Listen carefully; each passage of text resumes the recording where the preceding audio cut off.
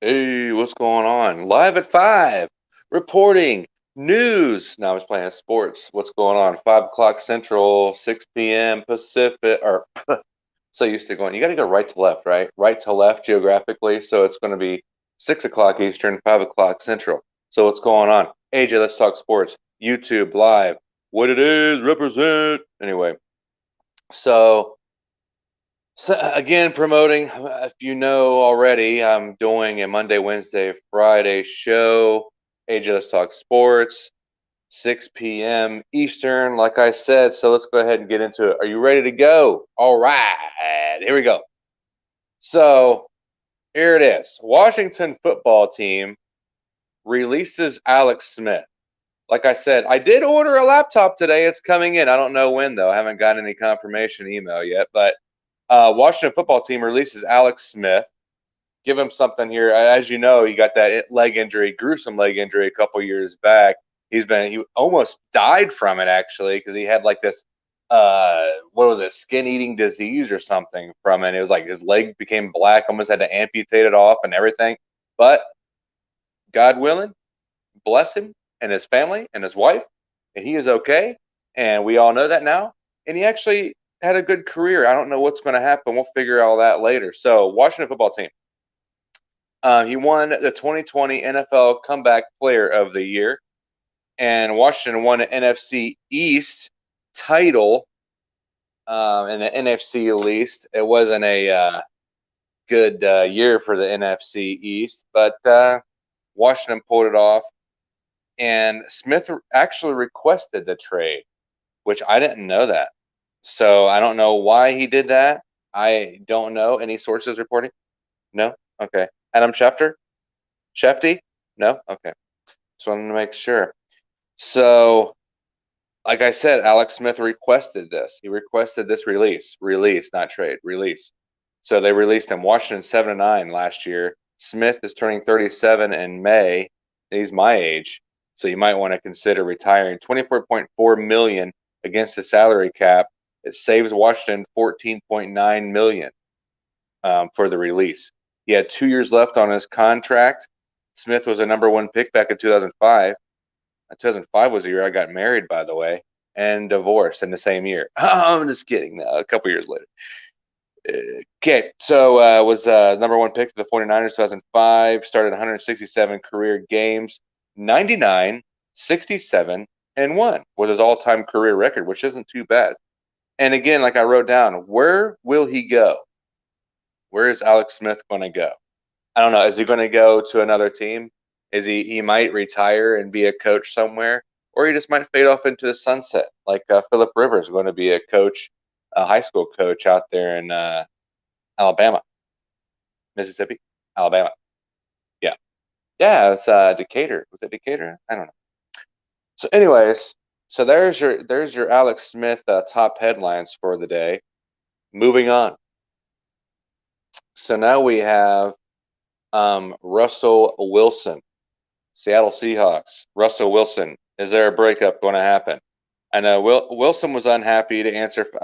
Was Wilson's unhappy to answer phones and listening to what others have to say. I'm writing down. I don't even know what I'm writing. So obviously the Seahawks was not shopping around, but they have been answering phone calls.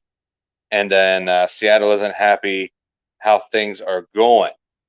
And then, like I said, with Russell, we all know that Russell Wilson's been trying to figure out kind of was open ended with everything with the teams such as Dallas, New Orleans, Las Vegas, and Chicago. But like I said the other day, I don't think he's going to Dallas.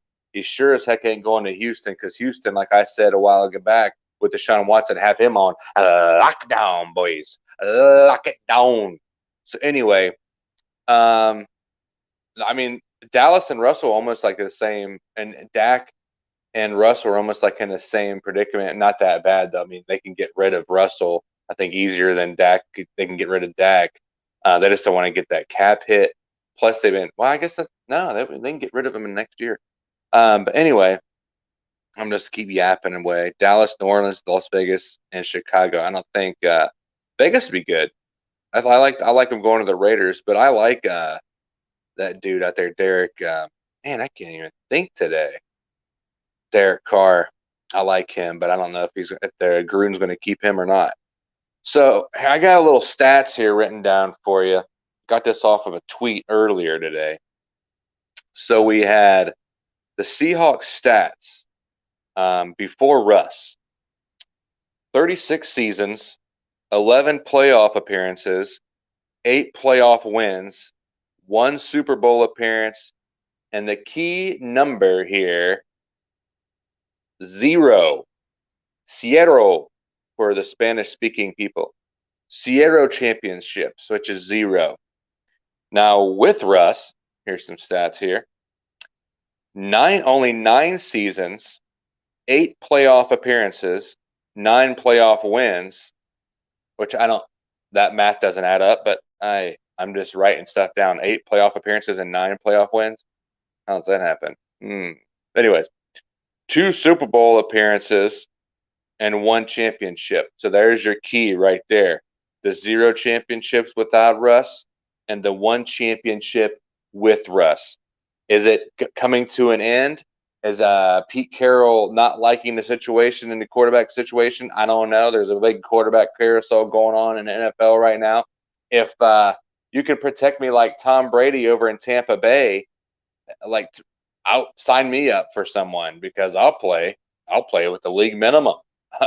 I'll tell you that much for a fact. Where's the league minimum? Like 50K, 100K? I'll take that right now.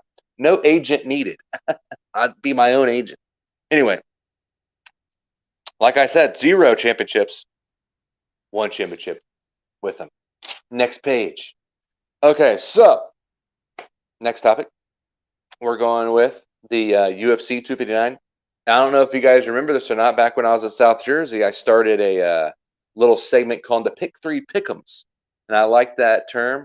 Kind of felt good saying it off the tongue. The Pick 3 Pick'ems. So we have the UFC 259 matchups of Pick 3 Pick'ems. Match number 3. Just going to give you a little bit of stats, not a whole lot. I didn't go really hardcore with the stats. So it's Jan versus Sterling. Jan 15-1.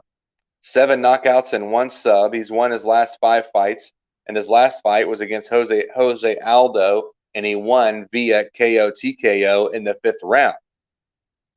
So Sterling, I make my predictions just off of these 3 stats. I want to make my predictions, and I'll tell you why.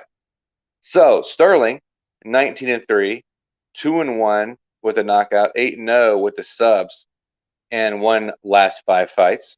So kind of equal there.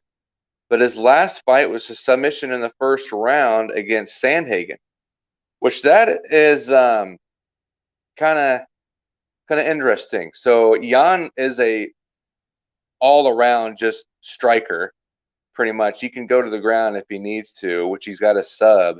But Sterling looks like a lot better grappler with the 8 subs and 0 losses on the ground. So on the ground, Sterling's really, really comfortable. Really comfortable. And again, like I said, Sandhagen with the sub. But I like to stand and bang. I always like that. Always will like that. I'm going to go with Jan in 2. Simple. Because 15-1, 19-3. Sterling has 2 more losses than Jan. But Peter Yan looks like he's tough, man. I think he can keep him at bay and keep him with the takedown defense and keep it standing, and he'll get the knockout in 2 in the 2nd round. So I'm going pretty good in that one. I hope it's not like how the UFC Fight Night was last week, because that was just ridiculous. All decisions. Get out of here. Anyway, the matchup number 2 with the women's division here. So Nunes versus Anderson. I like to say I did make a nice little Instagram quote on Instagram with Megan Anderson, 6 foot tall, all nothing but legs, boys. Her legs are long as crap. She's actually a decent looking chick, but actually pretty much, and she's from Australia, so she's pretty cool, I guess. I don't know really that many Australians, but I have met Jason Day from Australia, and he actually lives in Ohio, Westerville. Matter of fact, I've actually met him in the PGA Tour. That's golf, by the way. So Megan Anderson, I would like to pick her, but Amanda Nunes is just, you already know where I'm going with this. Amanda Nunes 20-4, 13-2 in knockouts, 3-1 in the sub. Won last 5 fights. Winner by decision. Went all the way with Spencer.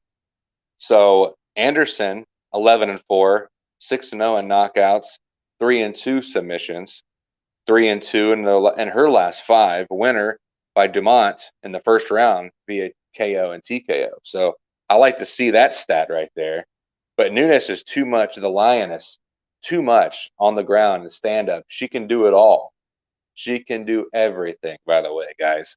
That's why I let you know that one. So according to the stats here, Nunes is on a winning streak.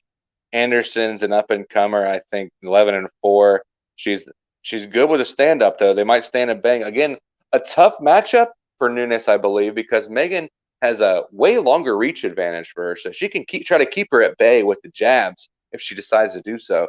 But if it goes to the ground, I kind of think the 3-2 subs, the 3-1 sub on that stat favors Nunes just a little bit. But I don't know if Anderson's length on the ground could kind of stalemate her. If she was on top, yes. On the bottom, it'd be kind of rough getting around. Might be able to use them legs to like wrap around, do a little scorpion thing, slide around or whatever. I don't know, but I got Nunes in this one. Nunes in 3. Nunes in 3 on this one. Again, you're going to have to. I wish it was on ESPN Plus because I have that, but you're not going to be able to. Not going to be able to watch it, unfortunately, on ESPN Plus. You're going to have to pay-per-view that bad boy. So I always miss this guy's name. I know he's from Poland. So this is the main event. The main event of the evening. Blachowicz. Might be that. I think I got it. Blachowicz versus Israel Adesanya. I don't know if you guys saw that weigh-ins. Adesanya actually came way low at like 200.5. He actually brought a pizza box in with him. So I wonder if they weighed him with that pizza box. Maybe he's still underweight with the pizza box. But anyway, gotta love Adesanya. Cover of UFC 4, by the way, which I usually play all the time. Number 1 in the UFC. No, I'm just kidding. I wish I would. Anyways, Blachowicz, 27-8, 8-2 KO, 9-1 sub, 4-1 last 5. And the last one was Reyes in the second round, KO, TKO. That was a tough one. Reyes is a really good matchup. Reyes is tough.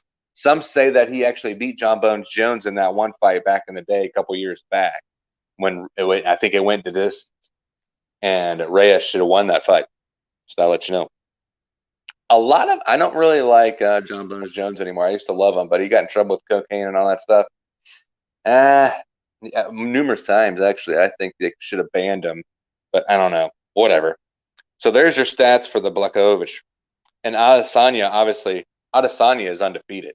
He's 20-0, 15-0 with knockouts, 0-0 in the subs, so he doesn't go to the ground, doesn't need to. I don't know how good he is on the ground because we really haven't seen him that much on the ground because he takes him out. So 5-0 in his last 5, obviously he's 20-0. And then the last win was against Paulo Costa in the second round, KO TKO. So Paulo Costa was a freaking beast, and he made him look like a little baby back bitch. That's all I got to say about that. Adesanya is a freaking stud from Nigeria. He's crazy. He's thin though. He's just probably like scary, mystifying skinny. Like, cause he like doesn't seem like he has any power, which he really doesn't. But if anybody can knock anybody out, if you hit him in the right spot. So Israel Adesanya, he can take you out. He don't play games. And I have him in this one. Adesanya in 2. Adesanya in 2. I'm writing all this down, so we'll see what happens with the results. I went 50% last weekend. We'll see how we go in the main card on this. And a nice big UFC 259 matchup. People are going to be wanting to come out. People are wanting to be coming, standing, banging, getting in the ground. Hopefully Michael Buffer doesn't mess up anymore on this one because it's a main event fight card, UFC 259 on pay-per-view. Like I said, he messed up last week, but it was kind of funny. Anyway, so again, recap: Jan in 2, Nunes in 3, Adesanya in 2. But I think the Nunes Anderson fight is going to be probably one of the fight of the night because if Anderson can stand and bang with her and keep her at bay, keep Nunes at bay, like I said, with the jabs and the takedown defense, that might be a pretty good fight. and see how she does with the defense and the striking defense. Main concern with that with Megan Anderson, Nunes can come after you, but if Nunes can take her down to the ground, it's a wrap. With the Blachowicz and Adesanya, I think Adesanya is gonna. Blachowicz is pretty good though. I mean, with the Reyes win, that's going to be another tough battle too in the light heavyweight division. So I messed up, by the way, on the last on Wednesday. Adesanya is a middleweight, not welterweight, and moved up to light heavyweight. So just gotta make sure everybody's not upset with me on that one. So what to watch? AJ's what to watch. Everybody's trying to tell you what to do out there, what to buy, what to sell, what to watch. Now it's my turn. It's me telling you what to do, what to watch, baby. Anyway, so this is my opinion. This is off of my ESPN app, and I don't watch ESPN, but I have the app.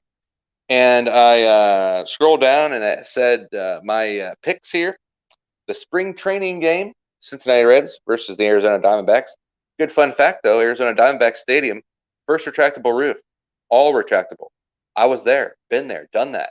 Was there in the first year when they built it. So, yeah.